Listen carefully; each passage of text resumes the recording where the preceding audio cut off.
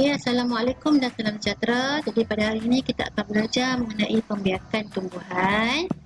Jadi kalau kita tengok pembiakan tumbuhan, hari ini kita akan belajar dua topik, iaitu struktur dan fungsi bahagian bunga dan juga mewajarkan proses pendemungaan. Okey, jadi kalau kita tengok kat sini, sebab apa kita perlukan pembiakan bagi tumbuhan? Pada pokok ni saya berbuah untuk mengelakkan keturunan saya pupus. Kalau saya tidak berbuah, habislah keturunan saya nanti. Jadi ia perlu, kerana setiap benda hidup dia akan mati. Jadi kita perlukan pembiakan supaya digantikan dengan organisma yang baru.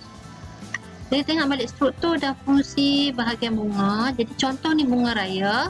Bila kita ambil bunga raya, kita potong bunga tu, kita akan nampak bahagian macam ni. Jadi kita boleh pecahkan bunga raya ni, dia boleh jadi ada betina dan juga ada jantan. Jadi organ pembiakan betina bunga dekat ni, nampak di bahagian tepi ni, kita panggil dia sebagai pistil. Pistil ialah organ pembiakan betina bunga. Ia terdiri daripada stigma, stil, ovari dan juga ovul. Jadi ada 4 bahagian untuk organ pembiakan betina yang dipanggil pistil: stigma, stil, ovari dan juga ovul. Manakala kalau kita tengok organ pembiakan jantan pula, kita panggil dia sebagai stamen. Stamen ni tengok dekat bahagian atas ni yang bulat ni, dekat bunga, kalau kita tengok ni macam kuning-kuning tu. Jadi stamen ni ialah organ pembiakan jantan bunga. Dia terdiri daripada anther dan juga filamen.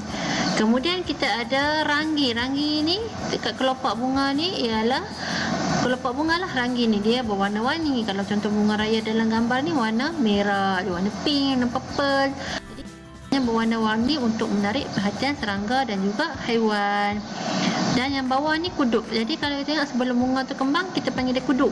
Jadi sepal ni ialah pembahagian yang berfungsi untuk melindungi bunga pada peringkat kuduk.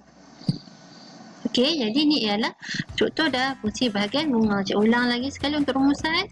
Pistil, organ pembiakan betina, terdiri daripada stigma, stil, ovari dan juga ovul. Stamen, organ pembiakan jantan, terdiri daripada anther dan juga filamen. Ranggi ni untuk menarik perhatian haiwan dan serangga kelopak bunga. Sepal ni pula yang melindungi bunga pada peringkat kuduk. Okey, sekarang kita tengok pada pendemungaan. Jadi pendemungaan ni, kalau kita tengok ada 2 jenis bunga, iaitu bunga bisex dan bunga unisex. Jadi bunga bisex ni, kita tengok ni contoh ni bisex kat atas ni.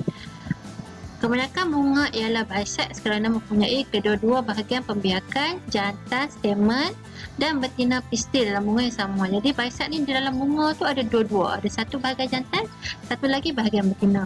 Manakala bunga unisex, uni ni satu kan, jadi dia tidak lengkap kerana bunga unisex hanya mengandungi stamen. Stamen ni bahagian pembiakan jantan, atau pistil bahagian pembiakan betina sahaja. Jadi contoh ni kalau kita tengok ni ialah bunga unisex. Unisex, uni ada dua-dua.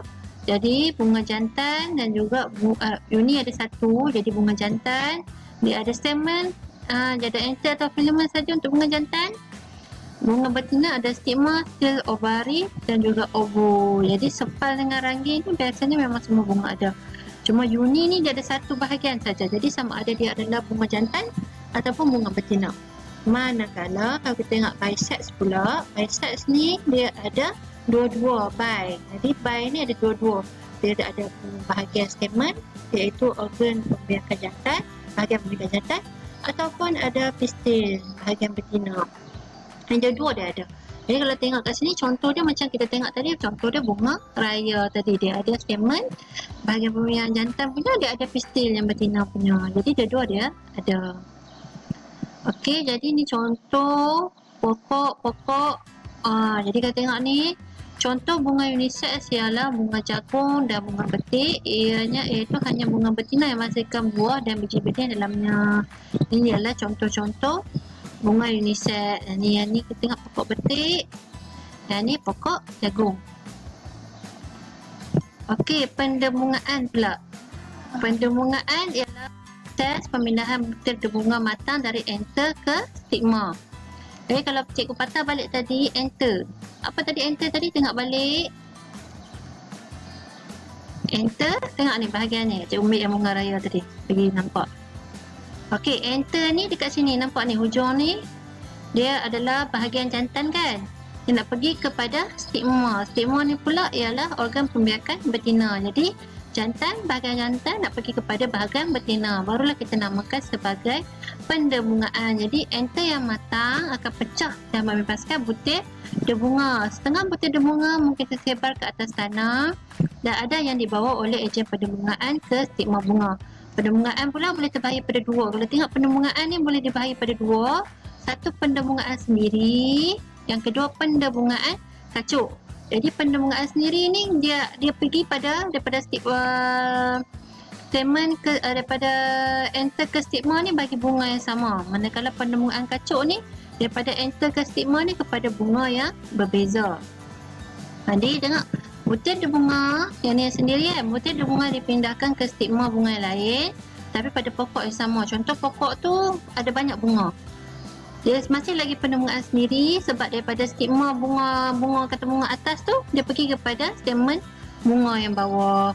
Ataupun boleh jadi juga pada bunga yang sama. Macam kita tengok dalam bunga raya tadi kan dia ke sebelah-sebelah. Jadi dia boleh pindahkan pada bunga yang sama ataupun bunga yang berbeza tapi syarat dia mesti pokok yang sama.